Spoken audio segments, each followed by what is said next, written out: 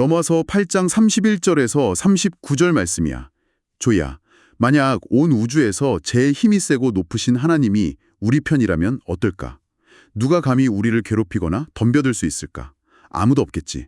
하나님은 우리를 너무너무 사랑하셔서 가장 소중한 자기 아들 예수님까지도 아끼지 않고 우리를 위해 내어주셨어. 아들까지 주신 분이 우리에게 다른 좋은 것들을 안 주시겠니? 다 거저 주신단다. 우리를 향해 너는 죄인이야 하고 혼낼 수 있는 사람은 아무도 없어. 왜냐하면 하나님이 직접 우리에게 너는 죄가 없는 의로운 사람이다 하고 안아주셨기 때문이야. 누가 우리를 벌줄 수 있을까? 아무도 없어. 예수님이 우리 죄를 대신해서 십자가에서 죽으셨고 다시 살아나셔서 지금도 하나님 오른편에서 우리를 위해 간절히 기도해주고 계시거든. 그래서 바울 아저씨는 아주 크게 소리치셨어. 누가 우리를 그리스도의 사랑에서 끊을 수 있을까요? 우리가 아주 힘든 일을 당하거나 슬프고 괴로울 때 혹은 배가 고프고 헐벗을 때 무서운 칼이나 위험한 일이 닥치면 그 사랑이 끊어질까? 성경에는 우리가 예수님을 믿는다는 이유로 하루 종일 죽음의 위험을 겪고 불쌍한 양처럼 여겨졌다고 적혀 있어. 하지만 이런 무서운 일들 속에서도 우리는 우리를 끝까지 사랑하시는 하나님 덕분에 넉넉히 완벽하게 이길 수 있단다. 바울 아저씨는 아주 확실하게 굳게 믿고 있었어. 무서운 죽음이나 살아가는 일이나 힘센 천사들이나 하늘의 어떤 권세자들이 와도 그 사랑을 끊을 수 없어. 지금 일어나는 슬픈 일이나 앞으로 일어날 무서운 일, 혹은 아주 높은 곳이나 깊고 어두운 바닷속에 있는 그 어떤 세상 만물이라도 우리 주 예수님 안에 있는 하나님의 크고 따뜻한 사랑에서 우리를 절대로 끊을 수 없단다. 와, 우리 어린이들과 함께 듣고 계신 부모님 여러분, 방금 할아버지께서 읽어주신 이 로마서 말씀 들으면서 어떠셨나요? 정말 읽을 때마다 가슴이 벅차오르는 그런 멋진 선언이지. 맞아요. 사실 성경 전체를 통틀어서도 가장 클라이맥스라고 할 수 있는 부분인 것 같아요. 바울 사도께서 로마서 앞부분부터 차근차근 우리가 얼마나 큰 죄인이었는지 설명해 오셨잖아요. 그렇지. 우리가 어떻게 예수님을 통해서 구원받았는지 쭉 이야기하다가 마침내 터뜨리는 아주 통쾌한 결론이란다. 네네. 온 우주를 만드신 창조주가 바로 내 편이다 라는 선포니까요. 이 말씀은 우리가 얼마나 안전하고 든든한 하나님의 사랑 안에 폭 안겨 있는지 진짜 온 세상을 향해서 강력하게 증명해주고 있어요. 그래서 이 부분을 묵상할 때면 참 든든하면서도 한편으로는 상상력이 많이 필요한 말씀이라는 생각이 든단다. 방금 이 멋진 선포를 들으면서 우리 청취자 여러분 마음속에는 어떤 그림이 그려졌는지 궁금하네. 오, 그림이요? 우리를 대신해서 죽으시고 부활하신 예수님 덕분에 우리는 이미 완벽한 승리를 얻었다고 했잖니. 세상에서 제일 무서운 죽음이나 굶주림, 또 눈에 보이지 않는 힘센 천사들이 다 덤벼도 안전하다는 건데. 네. 이건 마치 세상의 어떤 공격도 다 튕겨내는 가장 단단하고 안전한 요새 안에 우리가 쏙 들어가 있는 것과 같지 않을까? 요새요? 우와, 요새라는 비유가 굉장히 웅장하고 든든하게 들리네요. 근데 할아버지, 우리 청취자 여러분의 입장, 특히 우리 어린이 친구들의 눈높이에서 생각해보면 약간 헷갈릴 수도 있을 것 같아요. 어떤 부분이 헷갈릴까? 그러니까 우리가 세상의 어떤 공격도 다 튕겨내는 완벽하고 단단한 요새 안에 있다면 왜 우리 현실에서는 자꾸 아프고 슬픈 일들이 생기는 걸까요? 아, 학교에서 시향을 망치기도 하고 친한 친구랑 다투고 나서 막 엉엉 울기도 하잖아요. 그렇지. 그런 일들이 매일 일어나지. 네, 심지어 나쁜 사람들에게 괴롭힘을 당할 때도 있고요. 밖에서 날아오는 화살을 다 막아주는 요새라면서 왜 우리한테 그런 상처가 생기는지 묻고 싶어지지 않을까요? 약간 요새 지붕에 구멍이 난 건 아닐까 하고요. 아주 날카로운 질문이야. 사실 할아버지도 어릴 때 그게 참 혼란스러웠던다. 아, 할아버지는 어릴 때 그런 고민을 하셨어요? 그럼 바울 아저씨가 말한 그 힘센 천사들이나 하늘의 권세자들이라는 표현을 읽으면서 눈에 보이지도 않는 무서운 존재들이 나를 공격한다는데 나는 왜 아무런 보호막이 없는 것처럼 느껴질까 하고 두려워한 적이 있었지. 맞아요. 감기에만 걸려도 막 속상하잖아요. 내가 감기에 걸리거나 친구한테 놀림을 받을 때면 하나님이 지어주신 요새가 튼튼하지 않은가 보다 하고 오해하기도 했어. 네네. 하지만 여기서 바울 아저씨가 말하는 요새는 우리의 몸이나 감정에 절대 아무 일도 일어나지 않게 막아주는 마법의 유리구슬 같은 게 아니란다. 아, 마법의 유리구슬처럼 모든 불편함을 다 차단해주는 게 아니라는 말씀이군요. 그렇다면 그 요새는 구체적으로 우리 삶의 어떤 부분을 보호해주고 있는 건가요? 바울 아저씨가 살았던 시대의 진짜 무서운 일들을 상상해보렴. 그때 예수님을 믿는 사람들은 정말로 감옥에 갇히고 굶주리고 네. 심지어 날카로운 칼에 목숨을 잃기도 했어. 그들은 마법의 보호막 안에 있지 않았지. 진짜 무시무시한 일들을 그대로 다 겪으셨네요. 그렇지. 하지만 그 무시무시한 일들도 결코 빼앗아가지 못한 단 한 가지가 있었단다. 바로 우리가 하나님의 가장 사랑받는 자녀라는 그 영원한 신분이야. 아, 하나님의 자녀라는 신분이요? 세상에 폭풍우가 몰아치면 우리가 쓴 모자가 막 날아갈 수도 있고 옷이 흠뻑 젖어서 덜덜 떨 수도 있어. 하지만 그 폭풍우가 우리를 하나님 아버지의 품 안에서 밖으로 끄집어낼 수는 없다는 거지. 우와. 우리의 영혼, 우리의 진짜 생명을 보호하는 영적인 요새의 성벽은 그 어떤 공격에도 흠집 하나 나지 않는단다. 옷이 젖을 수는 있지만 하나님 아버지의 품에서 쫓겨나지는 않는다. 정말 와닿는 설명이네요. 우리가 살면서 겪는 어려움과 슬픔은 분명 진짜 아픈 현실이지만 그것들이 하나님이 나를 미워하시나 보다 혹은 나는 이제 버림받았어 라는 치명적인 파괴로 이어지지 못하도록 막아주는 게 바로 그 요새라는 거군요. 그렇지. 그래서 이 요새 안에 있는 우리는 단순히 겨우겨우 살아남는 정도가 아니야. 성경에 아주 통쾌하고 멋진 단어가 하나 나오는데 어떤 단어인가요? 바로 넉넉히 이긴다는 표현이지. 이 말을 옛날 성경이 쓰였던 헬라어 원어로 보면 휘페르니카오라고 부른단다. 휘페르니카오? 단어의 울림부터가 무언가 압도적인 힘을 가진 것 같아요. 발음이 아주 힘차지. 네, 이 단어의 배경을 조금 더 들여다보면 정말 흥미로운데요. 고대 로마 시대에는 거대한 전쟁이나 검투사들의 시합이 막 흔했잖아요. 그랬지. 그런데 싸움에서 이겼다고 해서 다 똑같은 승리로 부르지 않았대요. 상대방에게 상처를 입어가면서 진흙탕 싸움 끝에 간신히 살아남을 승리도 있죠. 겨우 목숨만 건진 승리 말이지. 네, 맞아요. 하지만 이 휘페르니카오라는 단어는 그런 아슬아슬한 승리에 쓰는 말이 아닙니다. 적이 감히 다시는 덤벼들 생각조차 하지 못할 만큼 완벽하게 제압해버린 승리죠. 그 압도적인 승리를 뜻할 때 사용되었어요.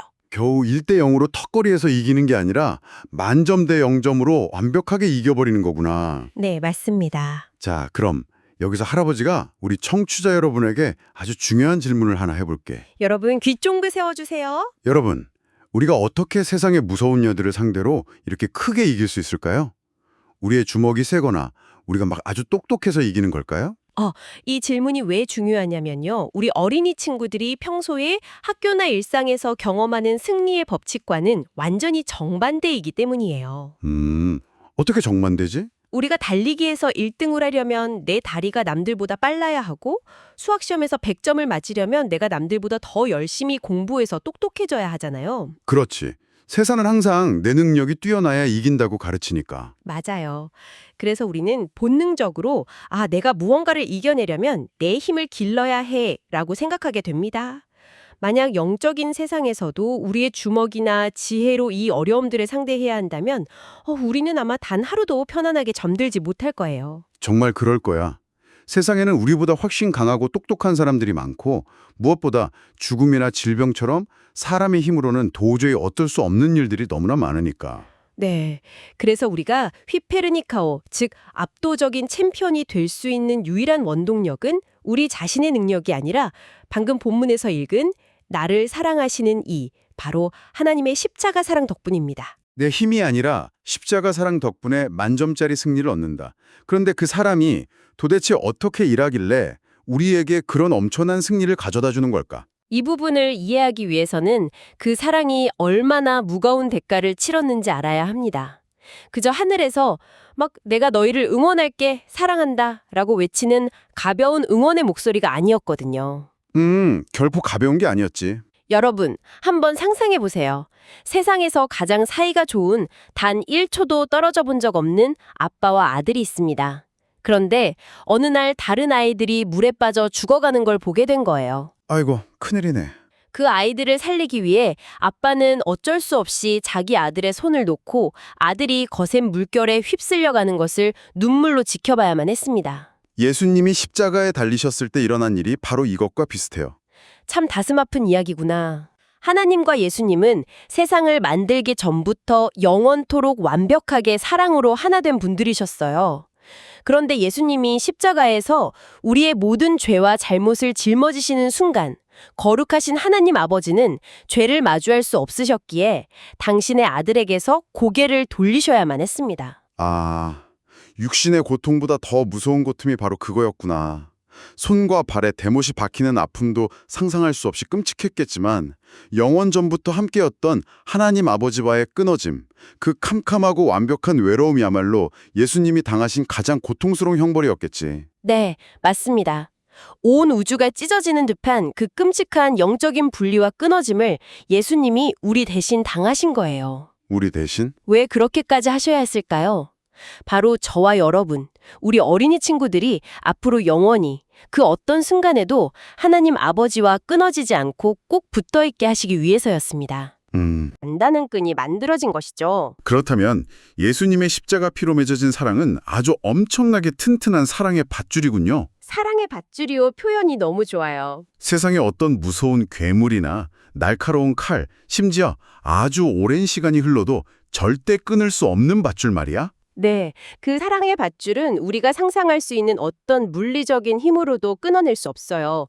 이 밧줄이 왜 특별하냐면 막 우리가 착한 일을 할 때만 튼튼해지고 우리가 말썽을 피우면 얇아지는 그런 고무줄 같은 게 아니기 때문입니다. 아, 우리의 행동에 따라 변하는 게 아니구나. 네, 이 밧줄의 재료는 우리의 행동이 아니라 예수님의 생명 그 자체거든요. 그래서 우리가 때로는 넘어지고 실수해서 내 스스로가 너무 밉게 느껴지는 그 순간에도 이 밧줄은 아주 단단하게 우리를 하나님이라는 거대하고 안전한 바위에 꽁꽁 묶어두고 있습니다. 그래서 바울 아저씨가 그토록 자신 있게 외칠 수 있었던 거란다? 바울 아저씨가 탄 배가 막 파도에 흔들리고 심지어 감옥이라는 무서운 곳에 갇혔을 때도 그는 자신이 바울이신 하나님께 그 사랑의 밧줄로 단단히 매여 있다는 걸 알았지. 폭풍이 배를 부술 수는 있어도 닻을 내린 그 밧줄을 끊고 자신을 떠내려가게 할 수는 없다는 걸 확신했군요. 그렇지.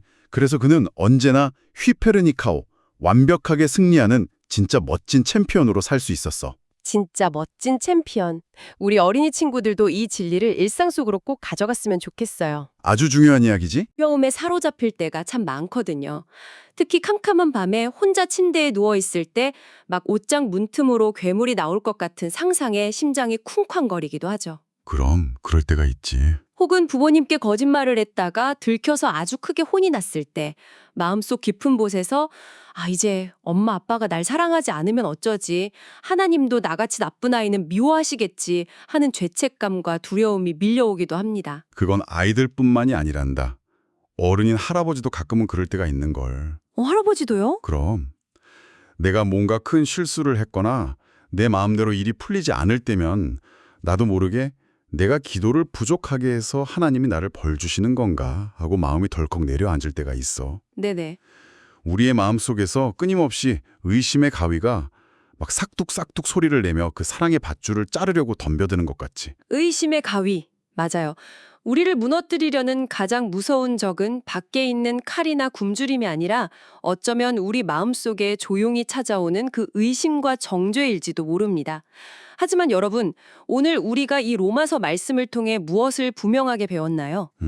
우리가 쥐고 있는 의심의 가위는 그저 종이로 만든 가짜 가위일 뿐이고 하나님과 나를 연결한 그 십자가의 밧줄은 세상에서 가장 단단한 강철 밧줄이라는 사실입니다. 내 기분이 우울하고 슬프다고 해서 혹은 내가 뼈아픈 실수를 했다고 해서 예수님이 목숨과 맞바꿔 만들어주신 그 생명의 밧줄이 끊어지는 일은 절대로 일어날 수 없습니다. 정말 위로가 되는 이야기구나. 나의 감정이나 나의 상태가 밧줄의 튼튼함을 결정하는 게 아니라는 사실.